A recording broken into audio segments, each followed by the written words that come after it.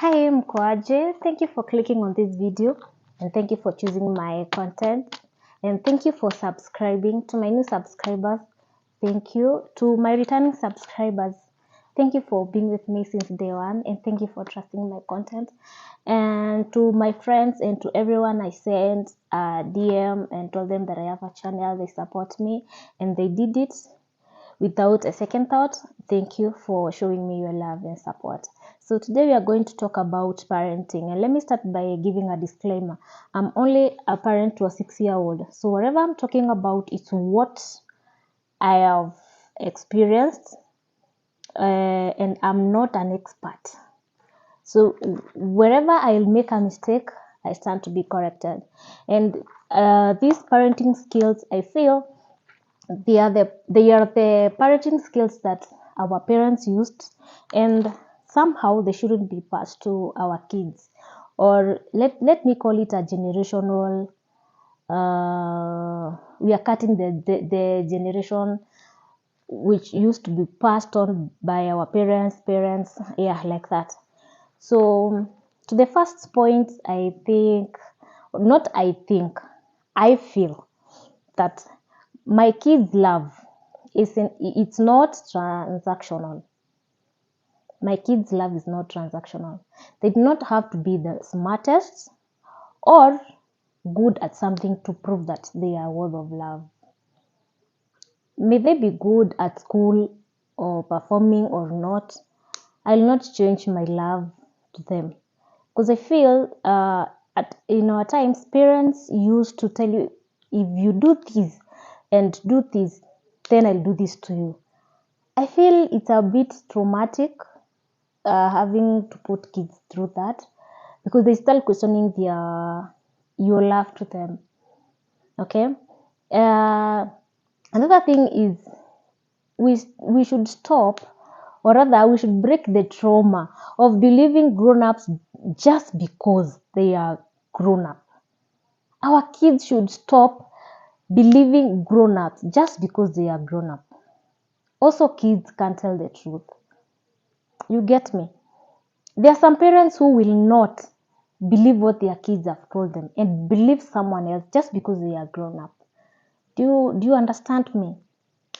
Because when a kid comes to tell you something that happened to them, I think we should believe our kids first. What if someone touched our kids in an appropriate way? Hey, sorry. Whom are you going to believe? Is it the grown up that says, no, I didn't? Or is it the kid that is complaining, somebody did this to me?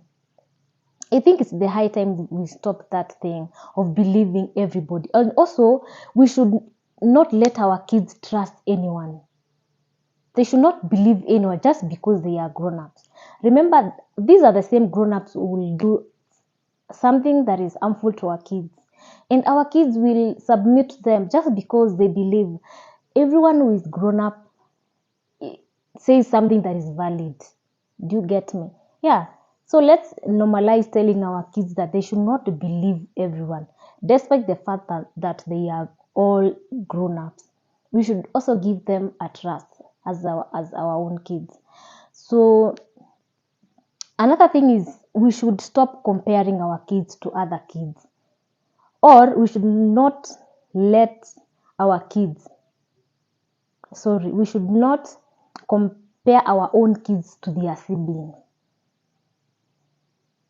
Do you get me? In our days, parents used to compare. For example, a neighbor's kid is performing well than your kid, or rather a neighbor's kid went to provincial levels because of games, because of this. They used to come and tell you, why are you not performing like Flani? And why are you not being chosen to be a prefect like someone's kid? You get me? We should stop comparing our kids to other kids, because that really happened a lot in our generation.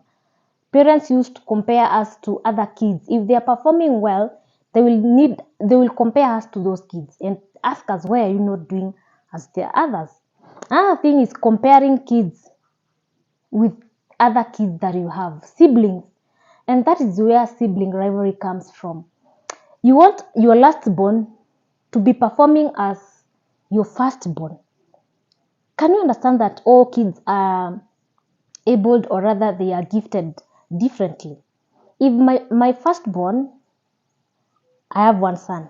I'm just giving an example. If my firstborn is best in English or is best in doing something else, I should not let my second-born feel threatened by the fact that the firstborn is performing better than them, because that's where parents start developing sibling rivalry without knowing, and kids start hating each other because they feel the other siblings are doing much better than them. We parents need to understand that our kids cannot have the same talent, and they cannot be blessed the same, and they cannot have the same talents. Or what am I saying? Our kids can never be equal, in short. So let's stop the habits of comparing our kids. And also, my kids he will never, and he has never to be like anyone else. Remind your kids that they will never be like anyone else. They are perfect the way they are. I don't know whether I said it correctly. They are perfect the way they are. If my kid is not good in English, I will not force him to perform like some other kids. If my kid is not good in sports, I will not force him to like sports just because other kids are in sports. If he's in music, I will support him in music. I don't know whether I'm making sense. So the other thing is, can we stop punishing kids when they accidentally break items in our houses?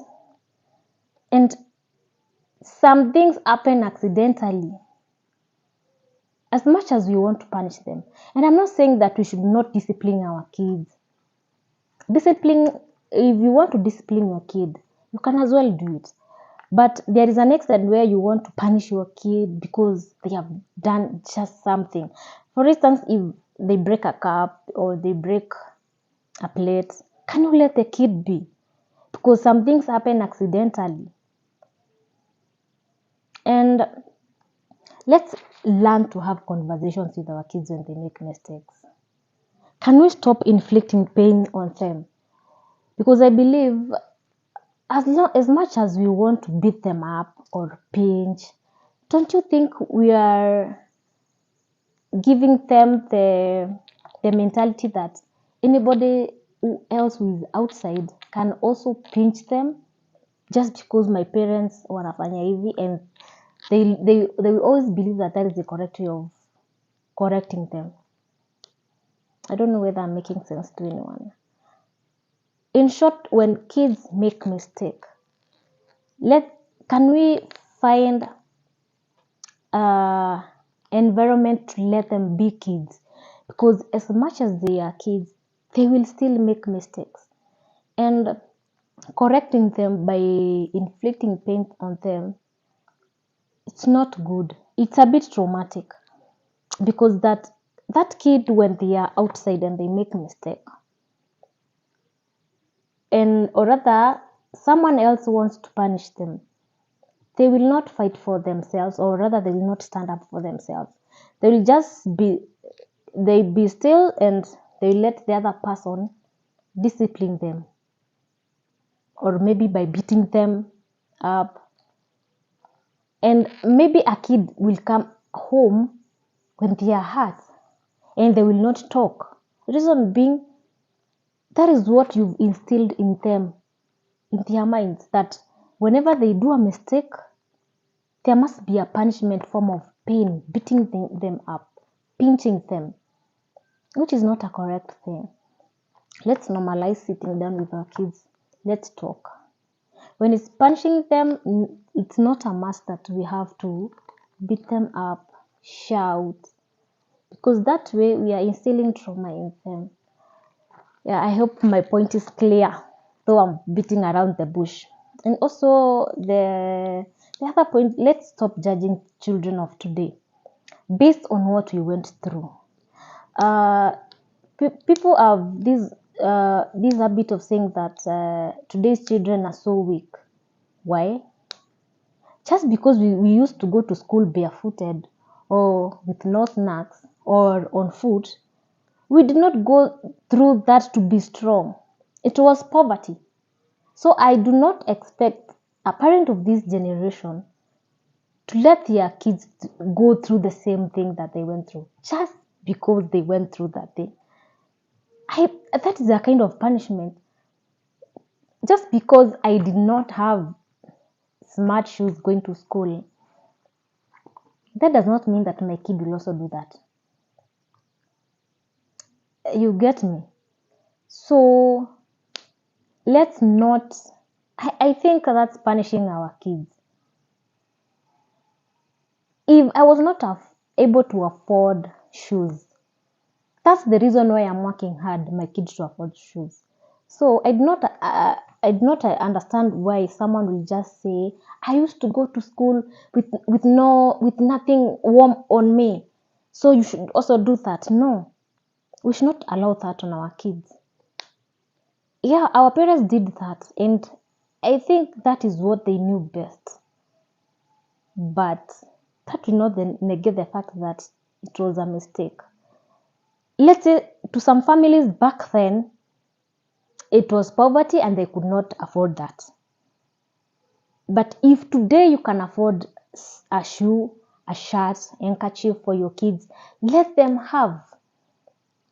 You having gone through that situation was not to make you strong. It was the situation at them. So just do the best to your kids and stop punishing them for nothing. And also, us as parents, can we stop having parents or forcing our kids to have families just to make other family members happy? If my son, for example, if my son is at the age where he can marry or have a girlfriend, I will not push him just to make the society happy. I will not. If my daughter is ready to get married, I will be ready to support her. But at the point of giving her pressure that her time is up, she should be having a family and whatever, I'm not giving in to that. That was at that time of our generations. For my kids, no. Whichever time they are ready to have a family, that's okay for them. But I'm not giving them any pressure. Or bring for me grandchildren. I'm not ready for that stuff. Just can we normalize giving them their times and stop giving them pressure based on the society, friends, family? No, let's stop that. It's not appropriate. And can we stop another thing, the major thing? Can we stop throwing negative comments on kids? Parents, we need, if you're a parent, we need to realize that although at times kids may not understand the weight of these words at that moment, those ones actually take root in their hearts. And since they respect you as parents somehow and believe in adults' opinions, they begin to see themselves through those lenses. If your kid is not able to perform well in mathematics, can you stop throwing words at them? If your kid is not able to eat, they are slim, can you stop throwing words at them? And if your kid starts to perform poor in class, have a conversation with that kid. Stop telling your kids words like you are a failure, you cannot do this, because those are the exact words that our parents used to tell us. And a big percentage or some people, we are still dealing with such words. We are still dealing with those words. Can we normalize having conversations with our kids? That will be more better. than just labeling our kids. And probably they are going through something that you do not want to sit as a parent and analyze, what is my kid going through, so that they can drop in class. And also, if your kid likes to eat and maybe they have gained weight, and they have gained and they have changed their body. Some kids change body weights. Can you stop throwing words at those kids? And can you stop telling them nasty comments just because of a body change? These are the things that come and affect our kids later in life. And so we as parents need to get the proper words when addressing our kids. And to the next point, I think it's where we'll talk about, can we be emotionally available for our kids? And can we normalize affirming our kids every day? Just tell them positive things and positive words, because I believe this way it's how you will create a strong bond between you and your kid. And big percentage of people in our generation right now, they have low self-esteem, or rather their bonds with their parents are not that good. Reason being, they never used to get the affirmations, or rather emotionally, the parents were not emotionally available. Normalize telling your kids that you love them. They are the best. Because the moment that you train to tell your kids that I love you, you are the best, tomorrow no one will lie to them and no one will try to win their trust over you. Because if you've grown up, for example, in our time, our parents never used to tell us that they love us, they treasure us. So the moment a man outside tells you that I love you, you will go quickly running because you believe that man over your parent. I don't know whether I'm making sense, which is true. And also, another thing I forgot is trusting our kids. Let's show our kids that we trust them, whatever they tell us. And I think through this trust that we build with our kids, we'll also give our kids a way to also trust us with their stuffs, and also they will trust to tell us what is happening in their lives. For example, if it's someone who has a teenager, if that teenager is going through a difficult time, a change of body, that kid will have to trust you as their mother or a father to tell you what they are going through. And if, for example, if someone does something to your kid, if your kid comes and tells you, this someone did this to me, the kids will feel free when they are talking to you. Sure, that is what I'm saying. And if your kid tells you that I did not do this, kindly learn to trust them just for once. Okay, let me give you a scenario. Back when I was in primary, one day when we are from the night, what were they called? The preps. We used to have preps as the class 8s, and then we will go home at around, is it 7 or 7:30? So one evening when we are going home, I mentioned that my mom was very tough. She didn't entertain any kind of friendship, even friendship with girls, she never entertained. So we used to talk to some people, kama umejificha. That's a point, that's a side. I will come to that later. So on this evening, around 7:30, 8ish, when we are going home, I remember class 8, you're already getting to teenage. And at our times, we used to, mnasoma mkiwa wakubwa, and you're already grown up. So when you're going home, the boys had the tendency of wanajificha kwa giza, and then they come and run after girls, or just that playful moment. And just because that you're told that walking with a boy is a mistake, or talking to a boy is a mistake, So one day we are going home, and then a friend of mine, I don't know whether he was my desk mate or what. I think he teased me. I don't know what he wanted to do, but I think he was just kind of trying to play with me. And then I got afraid, and I started shouting his name at that point. And when we went home, when we slept, I started dreaming with the same incident. I started dreaming what happened kwa barabara. And I was shouting these names, my desk mate's name, sorry. So when mom heard that, I'm screaming, I tried to explain to her that nothing happened. We were just from classes, we got to the barabara, and the boys were trying to, ile mchezo ya kushtua tu, you just want to tease someone.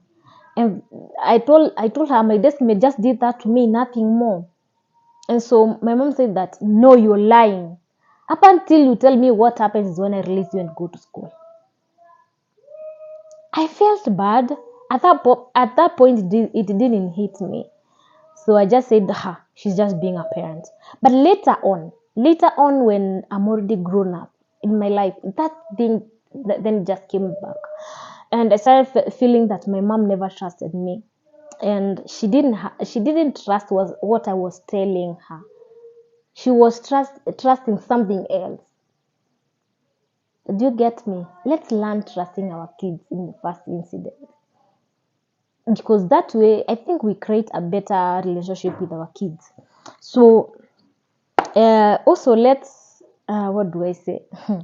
Let's teach our kids that at home or in our house, all places are for everyone. And the the part of sharing and the part of respect. I think these mostly will apply to the blended families. If you've been raised in a blended family, you'll come and realize that this kid should not touch this because it belongs to the other sibling. And yet these siblings, that they are from the same mother, or rather they are from the same father. And that's where you start to realize kids start having sibling rivalries. Just because your mom told you, don't touch that thing, it belongs to your younger sister. No, you don't share that just because you are from a blended family. Also, not necessarily it's from a blended family. Also, some parents have a complete family where kids are not blended, but you find that they have not taught their kids the aspect of sharing. That's very bad. And that's how kids grow hating each other. That's how kids grow having a mentality that somebody is loved more than me. Yeah. And also about if you have a kid who is a boy, let's stop telling them that the kitchen belongs to the ladies. We are not raising boys who cannot clean up their mess after they have finished eating. We are not raising boys who will just take out their clothes wherever they are and leave them there just because they are boys, or just because laundry is done by the ladies. No. As much as you are a boy, you'll do everything that is in that house that you can do. I'm raising a son, and I must teach him that when you're done with the dining table, clean it yourself. When you're in the kitchen, just know that one day you'll grow up. You need to know how mom cooks. And not to raise a boy who goes to campus and think that because kitchen always is for the ladies, I love to get a lady to be cooking for me, to come and clean up for me. No.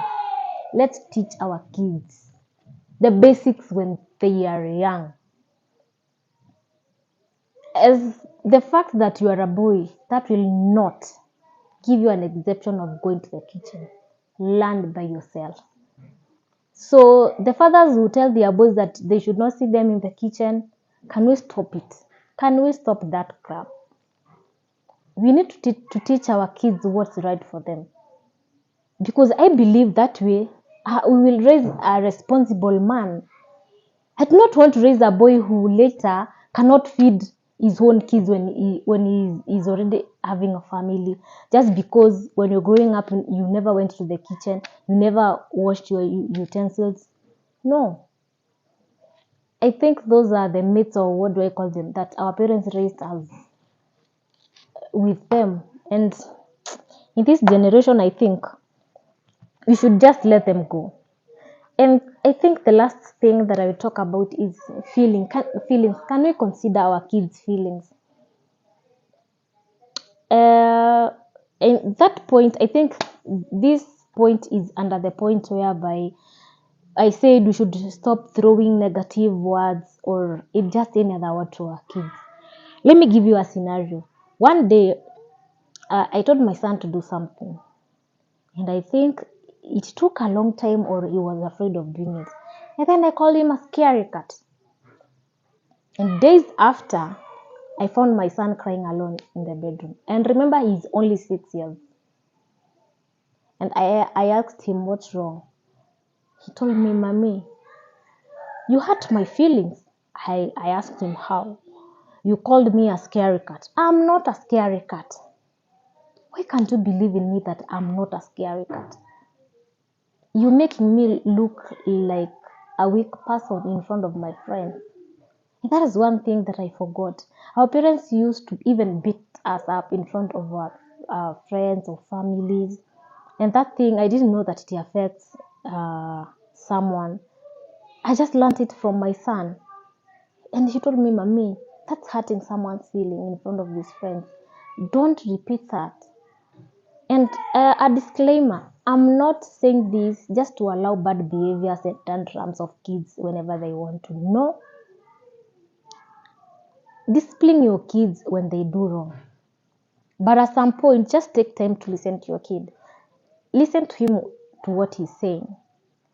Listen to her, what she has to say. And when it comes, I know someone will just say that I'm not giving the right direction, or they'll say that I'm allowing bad behavior in kids. No. I've said if a kid tries to misbehave, you discipline your kid. And if they start throwing tantrums or showing disrespect to their grown-ups, that's where we draw the line of having the soft parenting style. In short, that's where we draw the line. But where our kids just needs to express their own feelings, kindly as parents, let's sit down and listen to our kids. And can we learn to apologize to our kids? I just realized how powerful it is. We sometimes, as parents, we are just mad. We are from work. The work is overwhelming. And when our kids just do some bit of mistake, we are shouting all over. We are throwing words. And we do not remember that whatever we are saying or throwing around will affect our own kids. And I said one day, when I was in the journey of healing the childhood trauma, I used to shout at my son a lot. And one day he told me, Mom, can you stop shouting? You're hurting me. And so can we normalize having just the basic talks with our kids? And just consider, if I'm being shouted on, if that will hurt me, also it will hurt my son or my daughter. So yeah, I think that's what I had today.